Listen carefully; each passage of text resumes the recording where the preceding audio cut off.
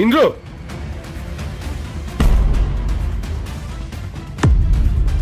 শোন, আমার কথাটা খুব মন দিয়ে শোন।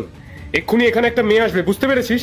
সেই মেয়েটা যদি জিজ্ঞাসা করে যে আমি কে, তাহলে তুই বলবি যে আমি একজন ভাঙড়িওয়ালা, বুঝতে পেরেছিস? মনে কোনো রকম দ্বিধাবোধ রাখবি না। হ্যাঁ মানে স্যার, আপনি সব কি কথা বলছেন?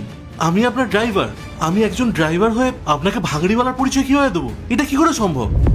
আরে বাবা, তোকে যতটুকু বলতে বলেছি তুই ঠিক ততটুকু বলবি, অতিরিক্ত একটা কথাও যেন তোর মুখ থেকে না বেরোয়, ওকে? কিন্তু স্যার, আপনি আমার মালিক হন, আমার এইভাবে ছোট করতে খারাপ লাগছে, কারণটা তো বলুন।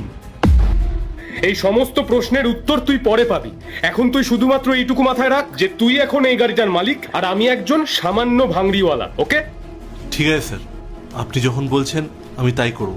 আপনি কোনো চিন্তা করবেন না, আমি সবটা ম্যানেজ করে নেব। Very good. মনে রাখিস কোনো রকম ভুল যেন না হয়, সামান্য ভুল হলেই কিন্তু সবটা মাটি হয়ে যাবে, ওকে? ওই দেখ, ও আসছে।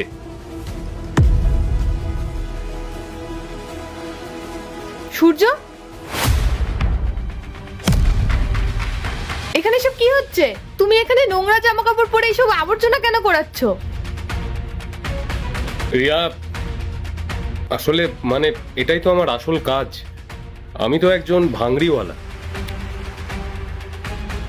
মানে তুমি না আমায় বলেছিলে তোমার বিশাল বড় কোম্পানি আছে? তার মানে এতদিন তুমি আমায় মিথ্যা বলে ঠকিয়েছো?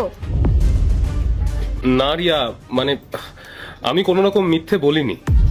হয়তো সেদিন আমি ভালো পোশাক পরেছিলাম বলে লোকে আমাকে স্যার বলছিল, আর তুমিও সেজন্যই হয়তো ভুল বুঝেছিলে।